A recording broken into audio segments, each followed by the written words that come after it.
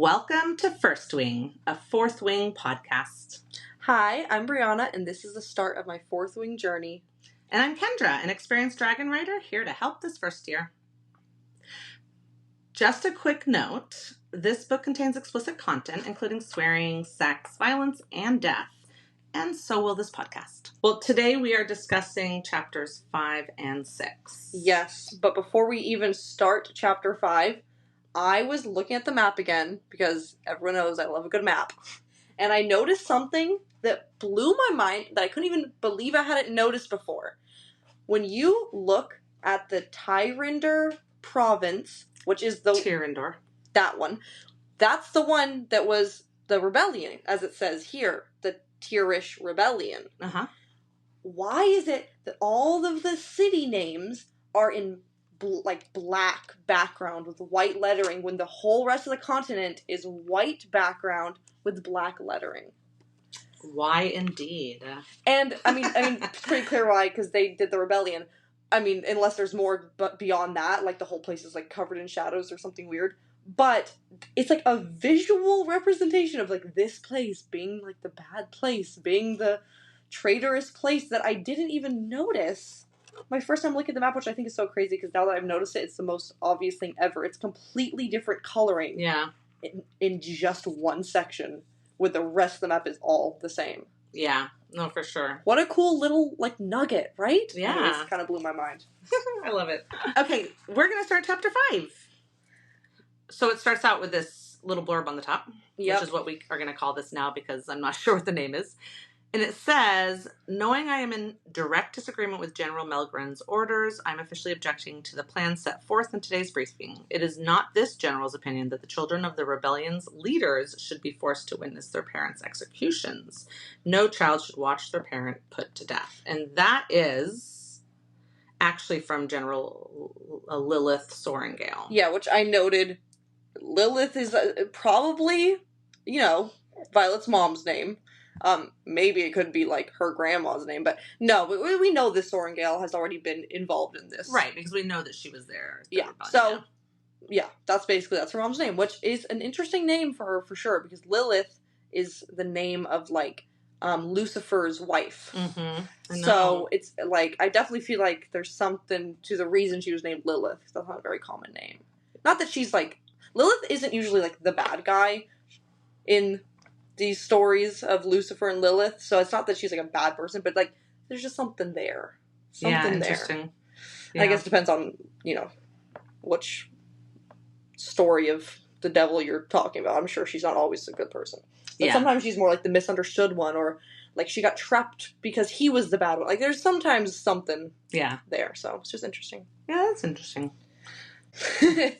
I have started paying very close attention to these little blurbs, because after the first few chapters where they just, it wasn't just like, oh, some fun little world building stuff, like they were either directly related to that chapter or held information that otherwise we wouldn't know. Yeah. And so I've started like reading them like 4 times and being like, what does all this mean?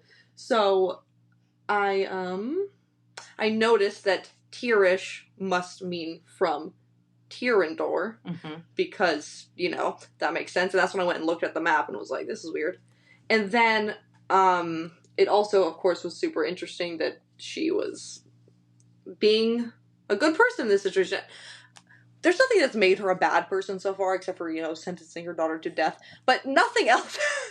She just seems to be strict. Yeah, she says in the beginning that, in that first conversation, she does say things that sounds like she does think that she'll be fine. You know what I mean? Like, yeah, but it's definitely extreme. Like, again, I just don't see the reason that she's doing this. And if there's a reason that comes out later, then maybe I'll be more lenient with her. But for now, it just seems like it's like her own ego. Right. Or like, it's just like, what?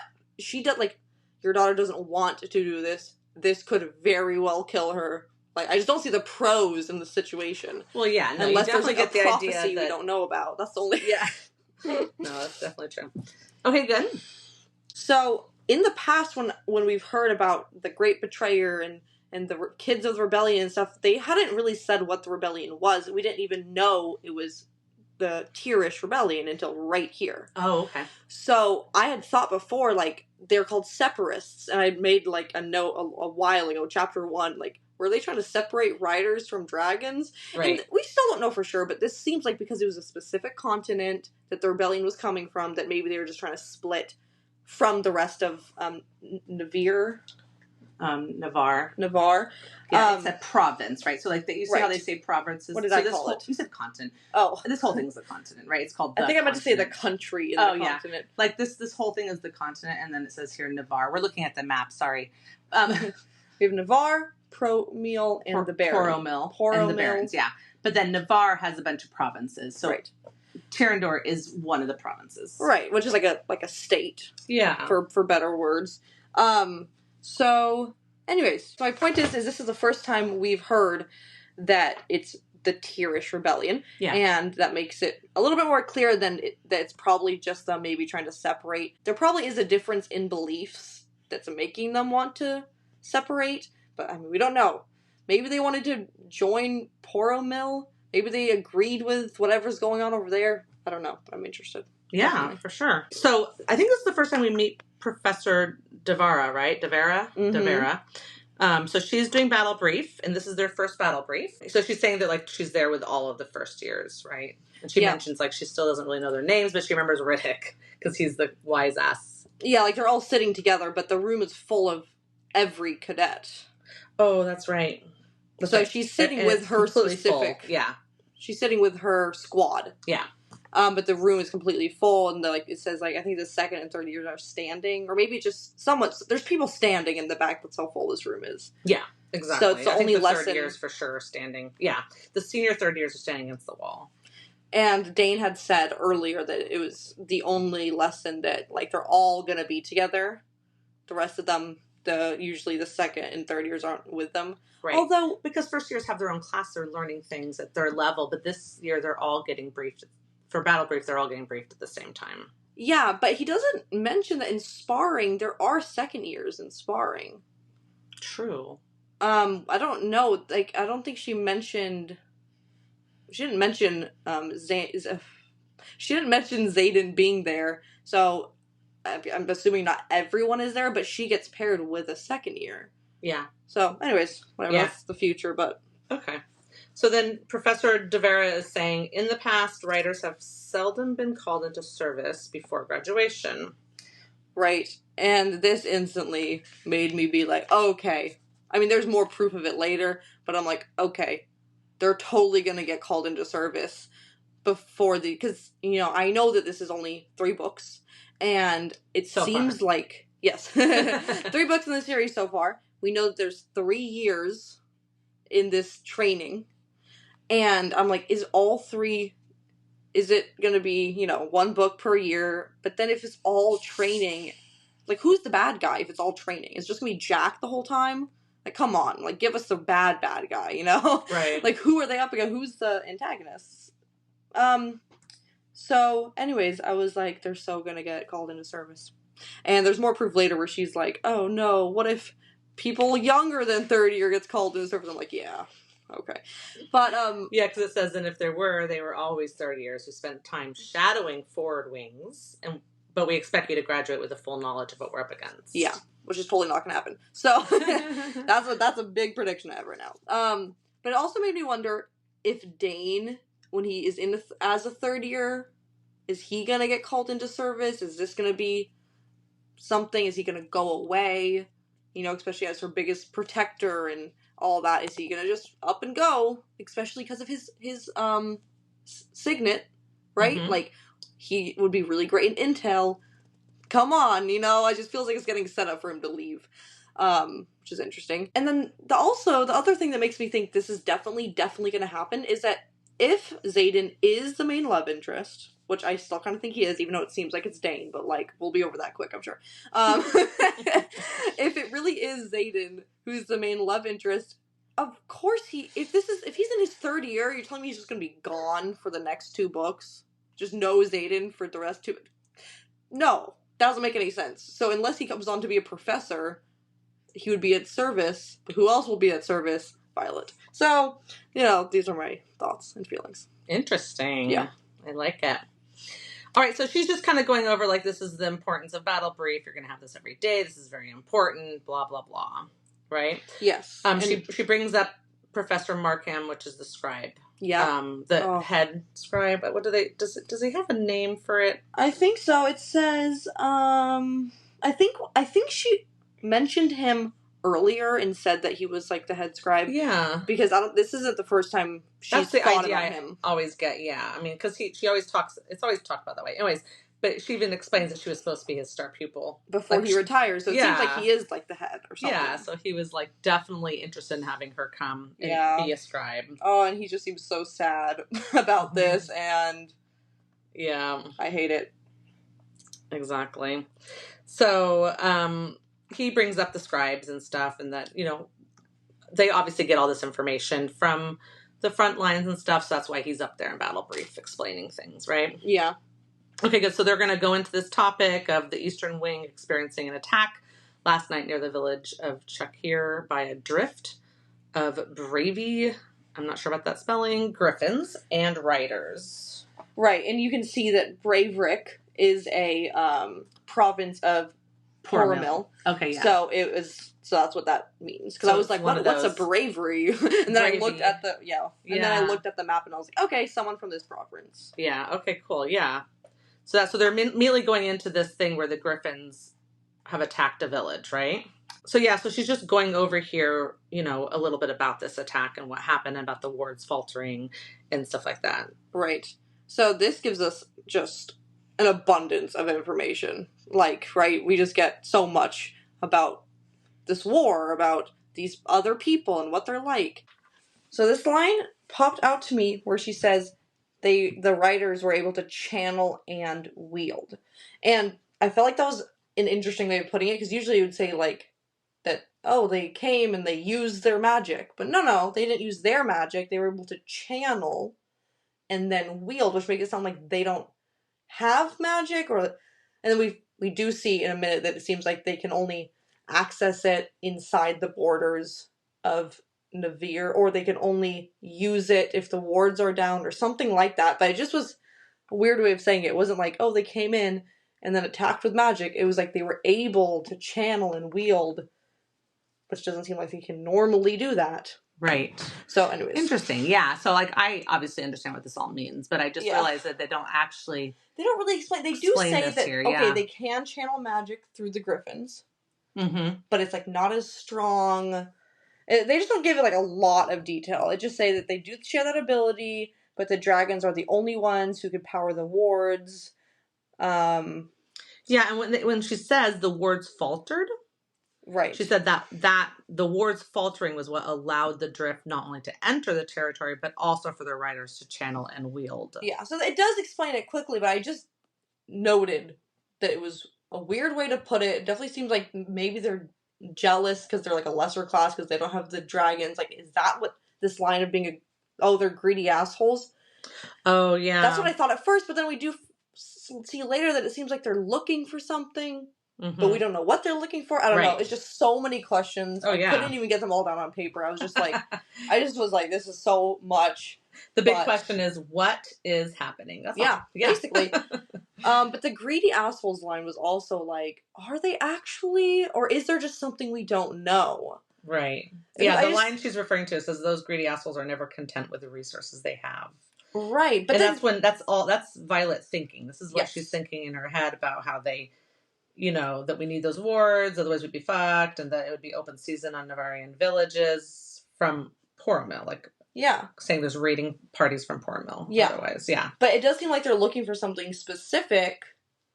So it's like, are they greedy? Because there is a trade agreement. That's what's crazy. Yeah. So it's like, are they greedy, or is there something that, like, there's something we don't know? Yeah. Now, by we, I mean the readers. Is we actually the government in this world?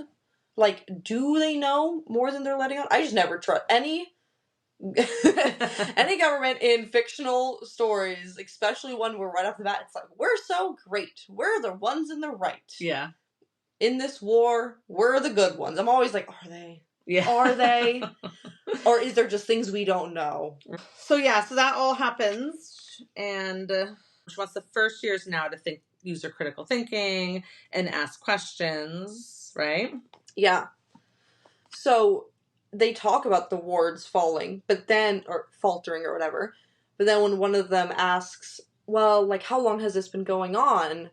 They're like, that's above your pay grade. But then she thinks to herself, like, it's been getting so much worse in the last 2 years. So it's like, well, it seems like the obvious answer is it's been happening more in the last 2 years. Like, right? Right. I don't know. Now, we know that Violet has read a million books. She is very in the know, so she may be knowing more than I'm not saying that cadet was dumb for answering that question. I'm just saying that if this is information that seems like she could access, I mean, maybe it's just because of her military mom, but it seems like saying, like, that's above your pay grade doesn't make sense if there seems to be, like, well, it's been getting worse the last 2 years. It's like, well, then probably that timeline lines up for when this has been happening more. Right, exactly. I don't know. For sure. So they continue with their questions and, answers and stuff like that.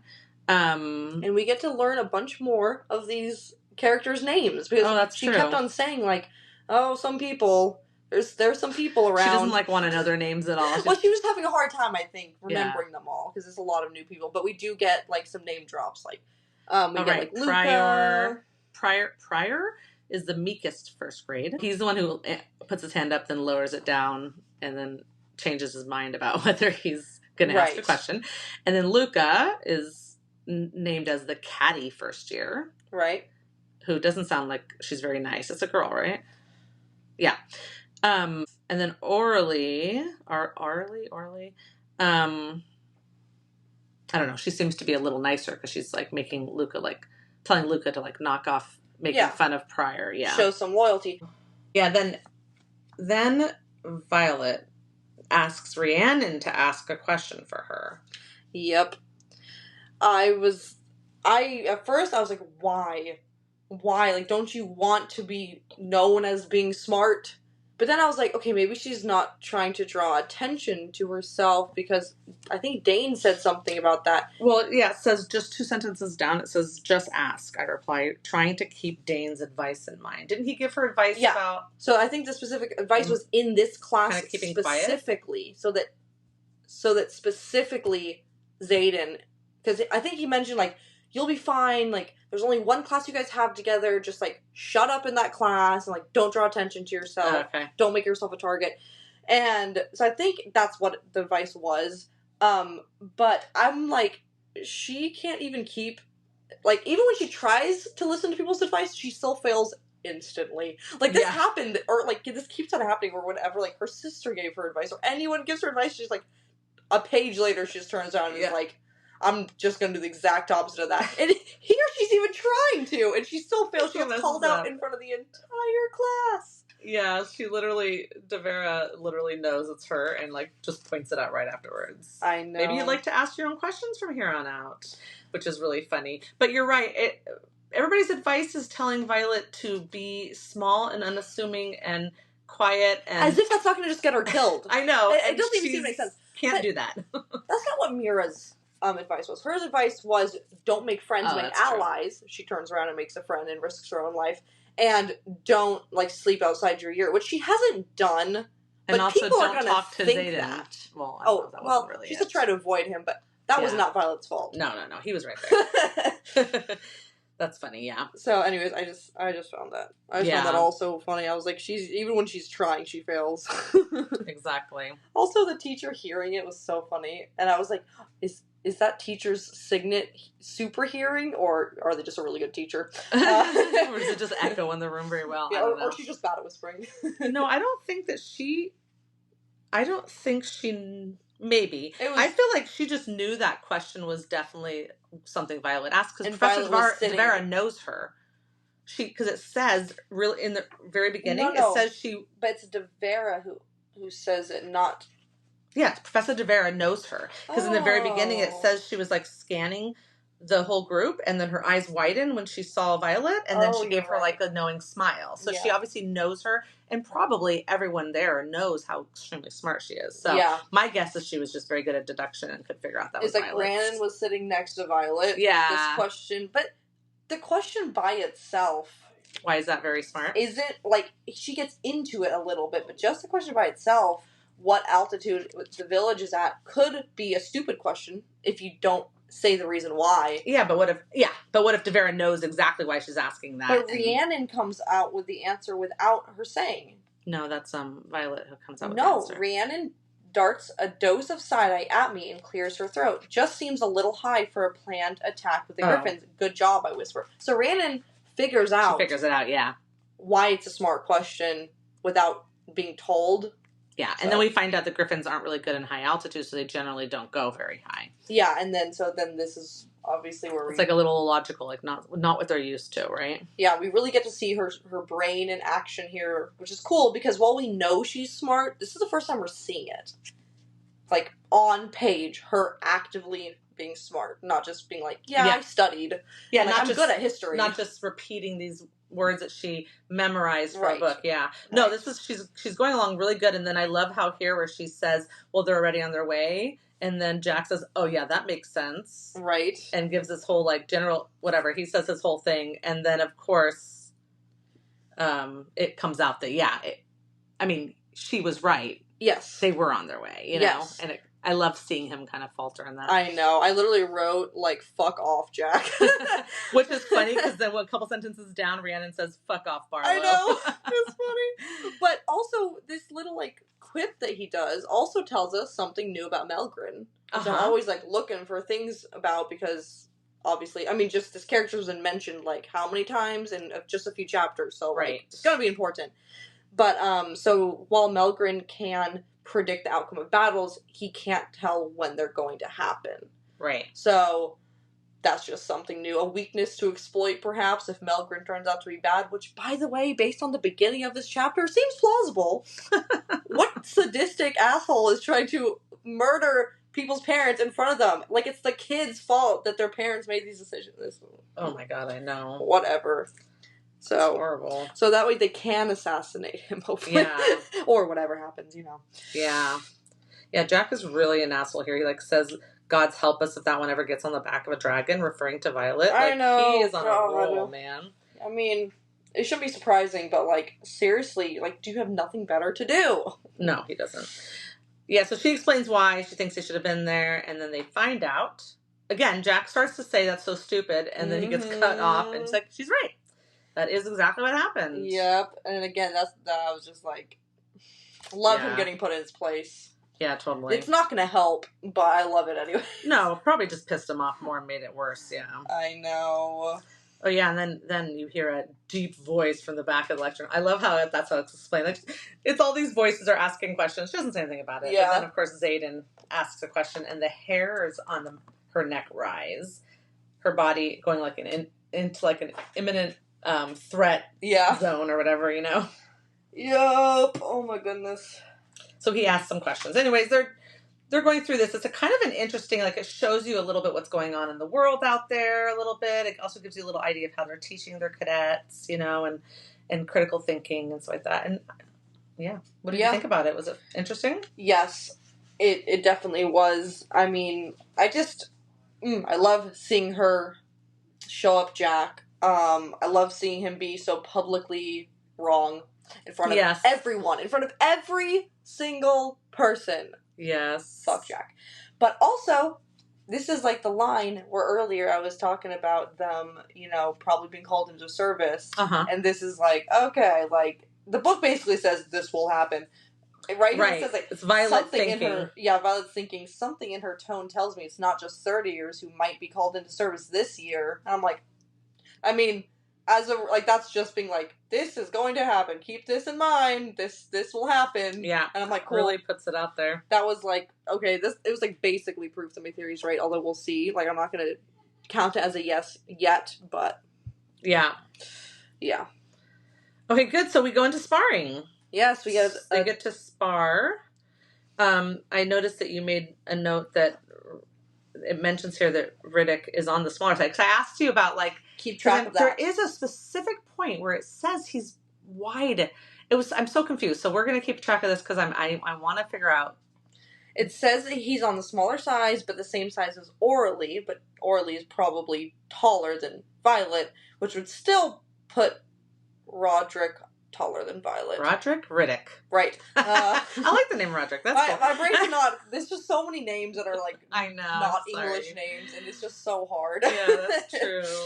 Yeah, because Riddick and Orly are basically sparring together, and it says that they're matched in size. So he's on the smaller side, and she's built just like Mira, which I don't know. I always thought Mira was taller in my head, but... Yeah, I mean, again, like, we're comparing size to Violet, who is small. Yeah, and also, like, they're saying that, like, he might be a boy, but his body is, like, it's not as, like, she's basically matched with him. He's not a super large boy. Yeah. And she's not small, and so they're matched. Yes. Yeah, okay. Yeah. Got it. So he's still, that doesn't mean he's short and small. It just means he's not... For a boy, is short, it seems like. Like... Compared to the other... On the smaller side of the compared boys, to the other males. Like, I'm sure a lot of the other males are probably taller than Orly. Yeah, or built more. But he's more matched with her. Okay, good. So, anyways, yeah. Okay, we'll see. I still don't know why all this investigation is happening, but I'm into it. I'm into figuring out exactly his size so that when the moment sorry. When I read the book the second time, I saw an explanation that describes him against someone else, and it made him sound really big. And I was, like, so confused because I never got the idea it was really big. I always had him small in my head. So I was trying to figure out why I got him small. So you're basically, by doing this podcast, you're helping me figure out Riddick's size. Yeah. We'll get to the end somehow. We're going to sketch him at the end. Yeah. Okay, good. So, so they're talking. Rhiannon and Violet are talking about her, like, being smart and her being a scribe and all that. And, you know, the boys are shirtless, of course. And they're... And they're all sparring, and it's just kind of going over what's happening with the wings sparring each other and stuff like that, right? Yep. How, like, they're separated. There's different mats and different fights going on at the same time. It's not, like, arena style where, like, everyone's there to watch one fight to the death, which was something I was worried about. I mean, someone does die, but they're not all to the death. I know. I was so shocked when that happened. We'll get to it. I know. But yeah. Me too. Yeah, and Violet actually, at this point, says she's worried about sparring. Yeah. Right? She says, like, and then Rhiannon is saying that she's worried about history. Yeah. and basically they get into, like, I was like, is this going to be, like, a tit for tat situation? But then this other guy gets involved, too. Other guy? Sawyer also gets involved in this conversation. I was like, Violet, stop having conversations about how weak you are in earshot of your fellow cadets. What's wrong with you? Like, right, because the whole thing is they don't want the weak link. Yes. Yeah. I'm like, oh my god, Violet, shut the fuck up. True, huh? But anyways, I guess it turns out fine, because Sawyer's like, I can offer some tips, but history isn't my strongest subject. And then Rhiannon is like, let's help each other out. Like, we'll do this, you do this. Okay, Sawyer. So, fine. It turns out fine, but I'm like, Violet, shut up. Like, and all this time they go back and forth showing, like, what's happening on the mat. They kind of go back and forth. So these two people have been fighting each other, and they... Yeah, I think that's good writing. It's instead of just describing, like, an action scene and, like, that's the whole thing that's happening. It's just, like, you kind of just get, like, yeah, this is happening in the background, and then this conversation's happening, and it's good writing for sure. Right. The sparring match between Riddick and Orly finishes. Orly's taken to the healers, and that's when they hear a shriek, and that's where Jack basically... we won't get into the details, but the guy he's sparring, he kills it.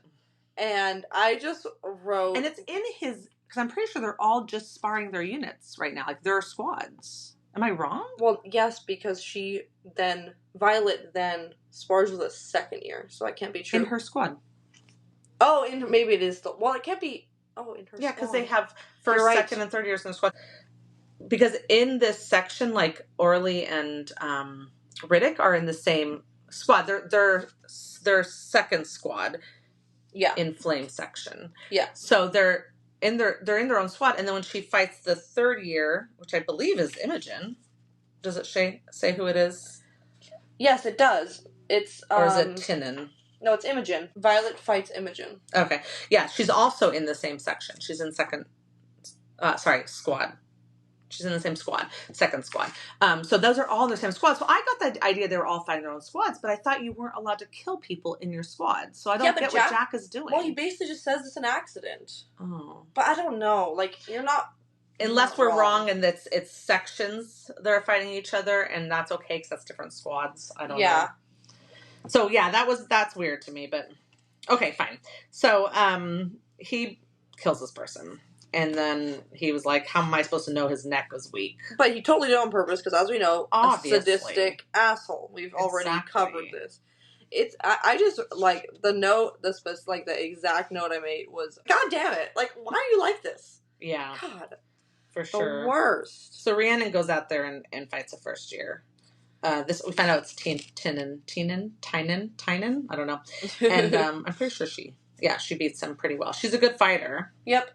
And then he picks the professor who's doing this is Amaretto. He picks Violet and the pink-haired second year.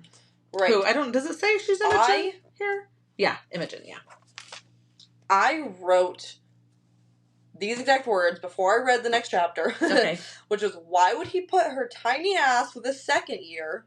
I know, because he put first years together. The first, yeah. And then I said, like, that kind of seemed on purpose. Interesting. I never thought about that. Well, it is on purpose, because later we find out that they pick who the fighters are going to be ahead of time, even though they pretend it's random. Find that out in the next chapter. Yeah, but so you said on purpose. Well, yeah, I mean, he's picking them. It was with forethought. Now, was the forethought, okay, let's see if she really can make it. Was it forethought? Exactly. Like, we could be nice and be like, maybe they were just thinking, okay, we're going to see right here, right now, if she's even worth being I don't know. Here. Or the forethought could be, we hate her. Hope she dies. Mm-hmm. We don't know. The point is, it seemed purposeful, and that's before I even knew that they do pick ahead of time. Like, because he's like, you and, I guess you. And I was like, no, this seems wrong. Yeah. It just seems wrong. So this is, I'm going to wait and see what it says, but they're sparring. And challenges is a different thing than sparring. That's not what you're talking about, right? So I'll see as we read it. We'll see. Yeah, when we get to that, I'll get back to it. But yeah, so then they have a little like back and forth, her and Imogen, where Imogen's being like a bitch to her. And it's specifically a rebellion kid, too. It is specifically a rebellion kid. This is what I'm saying. I'm like, it seemed so planned. Yeah. It just did. Did not seem like a coincidence. I don't know. No, for sure. I was just like, oh my gosh. But there was this random line that barely seemed like English. I didn't understand what this line meant. It said, I've never prayed harder that my ice in her veins mother was right. What the fuck does that mean? Ice in her veins? You know is that an expression? Yeah, like she's basically cold as ice. Like no warm feelings. Oh, I've never prayed harder that my ice in her veins mother was right. Okay. So she says, Mom often says the minute you let emotion enter a fight, you've already lost. So she's saying, she's hoping that like cold-hearted of her mom, this advice actually is right. Okay. I started going to like all these places. I'm like, is that why Violet's hair is silver? Because she has ice in her veins. I was like, what does this mean? This is such a throwaway line. Okay. That's funny. Well, thanks for clearing that one up. Yeah. I was like, half my theories are based in facts and half of them are just like, I don't know what that means, so I just start making stuff up. Yeah, so basically they fight. Her armor saves her life, which is awesome and great. So you see how it's important. Yeah. Imogen is cheating. I mean, they keep saying she's just trying to kill her with the knives, if that's what you mean by cheating. No, it says you can't use your powers in here, Imogen. Oh, yes, that's right. Oh, I didn't even make a note about that. I was so, like, in the zone. Oh, yeah. But that's right. She is using her powers. Oh. Although it doesn't say what her powers are. No. It just says that she's using that, like, being quicker. Oh, yeah. It's like earlier that they all get all have those powers. Yeah, okay. Yeah. So she's using those while she's doing it, which I feel like she wouldn't have had to even do that. But, well, I don't know. Maybe it's just proof of how fast Violet is, because we do know that Violet thinks she's fast. So maybe to be able to get her, she did feel like she had to speed herself up a little bit. Yeah. Yeah, well, anyway, so she basically gets beat up. And her arm gets, like, broken, and it's the most, like, the writing, even though it's, like, 2 lines, is so descriptive. I was like, ugh. Yeah, you can feel it. You can feel it. You can hear it. You can imagine it. It's gross. I was just like, God. I think she breaks. So she basically breaks her arm. Shoulder, right? Or her shoulder like breaks and comes out of its socket, and like the whole 9 yards. It's just her shoulder. Yeah, so ligaments. That's all fun. of it. And it ends. Chapter 5 ends with that snap. Yep. Lovely. Thank God that wasn't the chapter I had to end on. Oh God, yeah. Anyway, so that finishes chapter 5, and we'll go into chapter 6. Yes. Healer time. Yeah. Our little blurb on the top, it says, "It is my opinion that of all the signet powers writers provide, mending is the most precious. But we cannot allow ourselves to become complacent when in the company of such a signet. For menders are rare, and the wounded are not." And that's from Major Frederick's Modern Guide for Healers. That's a great line.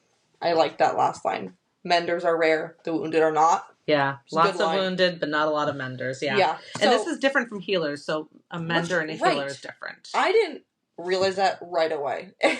Like, even though I read this at the top, it didn't click until a little bit later. So because the healer quadrants are not writers. The healer quadrant is another quadrant separate from scribe. It's like scribe quadrant, healer quadrant, infantry quadrant, and the writers. But a mender is a writer because it's a signet from a dragon. Well, and this is what I didn't put together right away, so I was really confused. I said, interesting. So if your signet turns out to be healing, you become a healer instead of a writer? Interesting. I was like, well, this doesn't make any sense. And then I did say, my earlier guess was one of her powers would be healing, but I guess I meant mending. Yeah. This was an earlier guess of one of Violet's 2 signets that she gets. And then I was like, will there be a discussion about her being a healer or a writer? So I had this whole theory, but then I was like, oh, that's not how it works. But I was thinking, like, is it going to be like, oh, well, you have to be a healer because you got the healing power, but you also have a second power that's like a fighting one. What do we do? Anyways, I just forgot that it said mending, not healing. So. Yeah.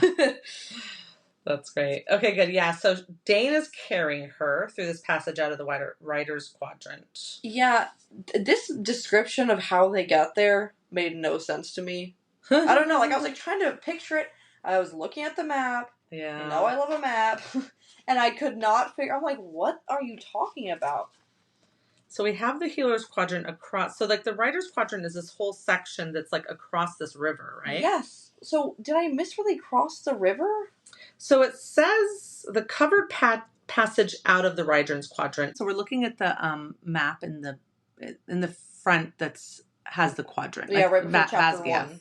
Yeah, so that one's the parapet. So this is the parapet. And then that smaller one looks like the covered passage out of the writer's quadrant. It's over the ravine and into the healer's quadrant. So that's the first thing. It just seemed weird for her to not just say over the river, but whatever. I get that it's a ravine with a river at the bottom. Over the river and through the woods to Grandma's house we go? Or something like that? I literally was saying, to Grandma's house we go, to Xavier when we were on our way over here. That's funny. That's great. Yeah, so that's all it is. They're just going... It says it's a stone bridge covered and sided with more stone. I don't know why we need to know so much stone. But it's a suspended tunnel with a few windows. Wow, that must be made with magic. Like, considering what it seems like they have... Yeah, I don't know. This is like more medieval type buildings and stuff. Like, a suspended stone tunnel? I don't know. I mean, I guess I don't know much about, like, architecture, to be fair. Maybe this is, like, easy to do, but it doesn't seem easy to do. Listen, I can't tell you. Yeah, fair. I never broke that down, so I'm not sure. Okay, good. Well, I'm glad I talked this out with you, because I was just being like, what? They went where? How did they cross the river? But this makes more sense. Yeah, so he's carrying her across, right? Yeah. And she seems to be almost like a little, I don't know, worried about the fact that Dane must have, I mean, they don't explain it to us, but Dane must have lost it when he saw her in the shape. I mean, it does say what he did. You shouted and carried me out. Oh, yeah. Like, I mean something to you. Right. And then he says, you do mean something to me, and now everyone knows, is what she's thinking that, But I'm thinking, what do you mean now everyone knows? No one knew before. That's not true. Zayden, like, announced it to a room that wasn't empty. It was like, so you guys are mostly empty. But you're telling me that those cadets can hold secrets? I mean, that's a very good point. You're telling me that those now they really around know. Being like, hey, guess what? I saw Zayden yell at Dane and Violet. Yeah, I don't know. I didn't think about that. I mean, I guess it has been the same day that happened. Oh, that's right. So maybe it didn't get around that fast. But I'm like, sweetie, it was gonna get around anyways. Zayden, there's no holding this back. There's no way. I don't know. I just was like, I don't know. Like, I get kind of where she's coming from, but also I'm like, I think it was too late for that. Yeah, he did react very strongly, like someone he cares about just got hurt. Yeah, very much cares about, right? Yeah. We meet Winifred here, and it says that she's a healer who has been at her side too many times to mention. Yes. So we meet her, and she seems to be concerned. But yeah, here's where it explains that the healers do not have magic. They do traditional tinctures and medicine training and stuff to heal. But menders have the magic. Yeah. And then it mentions Nolan, so you know he's the mender. Yeah, so then I was like, oh, okay, we have healers and menders. This is making more sense. Yeah. Yeah, and then of course it brings up that the mending signet is rare, but we obviously just read that. Yeah. And then Dane, I'm like, at first, I'm like, Dane, what the fuck is wrong with you? And hearing his explanation didn't make me feel much better. Like, I was like, okay, like, that's kind of diabolical and like a, like, oh, like, that's like kind of, you know, it's interesting that his brain's thinking like that in this crisis. Almost makes me think maybe he was part of the reason she got paired with that stronger person. I don't know. Oh, interesting. Like, he's like, maybe we can just hurt her a little more than normal so she has to go back to the scribe. I don't want to believe that, but I did note it down. I was like, did Dan have something to do with that decision? Wow, interesting. But probably not. I'm guessing he's just, like, thinking on his feet or something, but I was just like... Anyways, I don't know if we even mentioned what I'm referring to. What's that? We're referring to the fact that he is saying, don't get a healer. Don't get a mender. Just let it heal naturally. She's gonna basically be injured for the rest of her life, and she will never have to be a rider because she'll be too injured to ever get on the he's dragons. Trying to twist this to, like, let's let her, let's make it so then she should go to the scribe quadrant. Yes. And I just made another little note about my theory that she's gonna start getting more and more pissed at him for, like, thinking she's so weak and always trying to save her, especially as she proves herself more and more. Now, this isn't a great point of her proving herself, but... yeah, but it's her first sparring session. Well, the second year. Anyways, but the second year. Like, I did note that down, that she does seem annoyed. She sure does. And it's not just like, oh, it wouldn't work anyways. It says, like, my anger is able to pierce through the pain. I'm not going to the scribes. Like, she is not happy. No, she's on this path. Yeah. It's like she's doing like, this. just leave me alone, let me do the path. I mean, be there for me in nice ways, like carrying me to the healers, but... Yeah. Stop trying to get me out. Yeah, I love how they have her slurring her words here. I know. You have to kind of guess what she's saying. Sibes. Sibes! Oh, fuck it. Mend me. She keeps on trying to say scribes, but she keeps on saying sibes. I love that. That was funny. And then she even mentions here to Nolan, oh yeah, it was assessment day. See, that's why I don't think this is the same as what you said where they've put it ahead of time, because this is assessment day. It's not where they do challenges. It's just assessment day. When we get to that specific line, I'll have to reread it. But then he says Imogen is second year dislocated her shoulder, and then Nolan's like, on an assessment day? I mean, well, I don't know why he's surprised. Someone died. I don't know why he's surprised. But then she's explaining that her mother was one of Fenrison's separatists. Yeah. And that's where she's like, whatever. Yeah. So anyways, they have this whole conversation about that and stuff like that. I don't know if there's really any reason to go over it, but she keeps saying she's not going to the scribes, even though she can't say the word scribes anymore. And then she says, mend you, and he says, I will always mend you. And then she says, just this once. Oh, yeah. You can't, just like, always do this. So I kind of like that, a little bit of, like, that setup of just, like, okay, yes, we do have magic healing powers, but, like, don't think that this is always going to be there for her. As a reader, it's just giving you that, like, it's kind of like when J.K. Rowling took away the time turners. It's like, okay, yes, I did set up this thing that could solve a lot of problems, but let's just quickly take that away so that the situation is still high stakes. That's true. Yeah, so it's like here, you can mend me, but only one time. Yeah, so we can't like have her constantly always just put back to normal again. Yeah. Yeah. Although it is not back to normal. We do find out it's not like it's like, boom, a while. You're done. Especially with her, like, inability to heal quickly already. It's gonna be rough for a bit for her. Yeah. So we're done now with the mending scene. Yep. So we get another chapter break, and she's now back at the barracks and talking to Rhiannon, and then she finds a little book under her pillow. That's right. Oh, I was so sad reading these notes. I was like, oh, so cute. Oh my god, it's so sad. And also the whole thing of, like, them burning every single thing. Of the person who dies. Yeah, like, in a way, like, I get it, kind of, but it seems also like, can't you just have one thing? Like, Like, I don't know. Yeah. Like, if it's like a religious ritual, for example.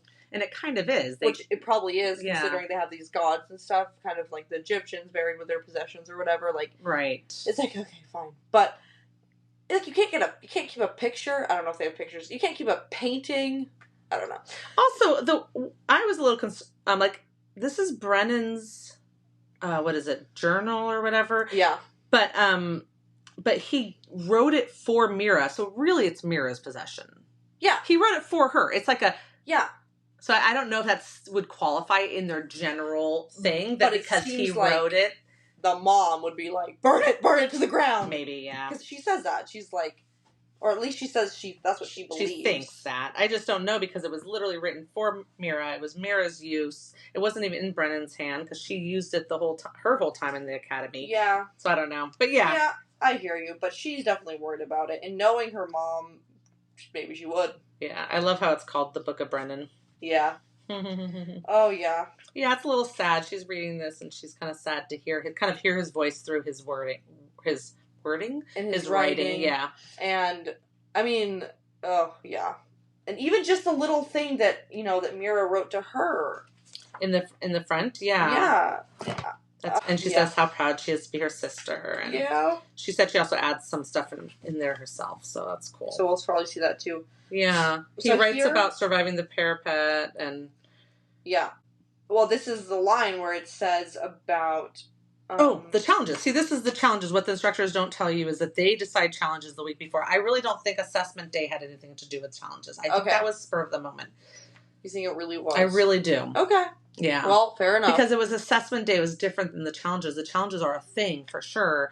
Yeah. And I didn't notice, again, I didn't notice again that there was a separate word. Different word, yeah. But we do kind of get to see she's going to come up with a little plan of what she's going to do. I mean, she doesn't say what the plan is, but it's pretty clear. You sneak into these spots that Brennan's going to tell where they are to overhear them talk about it. Then you get to know which opponent you're going to fight, etc. You do something with that. Yeah, she doesn't say what, but she does seem very happy. She says a slow smile spreads across my face. I know how to survive. Right. So that whatever it is that she's going to do, which obviously we'll find out about, is she's comfortable with. Like, this is giving her that edge she needs to survive, which is so cool. Yeah, and it's something that, again, is going to use, her smarts more than her strength, it seems. Right. And I think it's just going to prove that being smart can get you through a lot, even if you're a teeny, teeny, tiny woman. And I remember when I read this thinking, that's so cute that her brother is helping her from beyond the grave, Yeah. Anyways, but that literally ends. That was a very fast chapter 6. I guess it was just a short. Yeah. There wasn't a lot that happened. I only had 2 pages of notes on it. Yeah. There's just some fluff and conversations and meeting these healers and stuff, but there was nothing super deep. It's just she gets healed, and now she gets this book. It's really the book that's the main. That's the meat in it. Yeah. What's your prediction on what her plan is? She's going to find out. Now she knows how to find out who's challenging her. She says 2 weeks. That's how long I have to get everything I'll need before challenges begin. Do you have any idea of what her plan is? Knowing, how is knowing someone going to help her? Well, you can fight against their specific weaknesses. Now you'd have to know what their weaknesses are, but if you can watch them in class and watch them in sparring, because if sparring and challenges are different, then... Yeah, I'm guessing. I'm figuring they must have sparring outside of challenging. I'm sure we'll read that. Because they have to be learning, because they were talking about, learning how to fight so they can actually fight. Yeah. And she can use Rhiannon, who we'll see how much she trusts with, this book, for example. But she trusts her a lot, so she could say, she might at least say, hey, I figured out who's fighting against me, help train me in this specific way. Because they're going to do that, I'll teach you fighting, you help me with history. Okay, cool. Cool, yeah. So maybe, I don't know, That's fine. It seems like she's not saying the plan, which means there's going to be parts of the plan that aren't obvious. Otherwise, it would just be well, this is the plan. You sneak around, you figure out who your challenges are, then you prepare for that specific person. But, no, I think there's going to be more, but I don't know what. I don't think there's not enough for me to get a read on what it will be. think possibly in the next 2 chapters you'll find out. We'll see. I can't see. remember what happens right off the top of my head. Yeah, that's fair. You're also in the middle of reading the 3rd book again. I'm literally so reading Onyx Storm for the 2nd time. That's right. Because I've read the first 2 books 3 times, but Onyx Storm only twice. This is my 2nd time now. So I have to keep my thoughts separated into different books here. Yeah. Well, that is all that we have for today's episode. Thanks for listening. Yeah. And next episode, we're going to be covering chapters 7 and 8. Yes. Okay, join us next time, writers. Bye.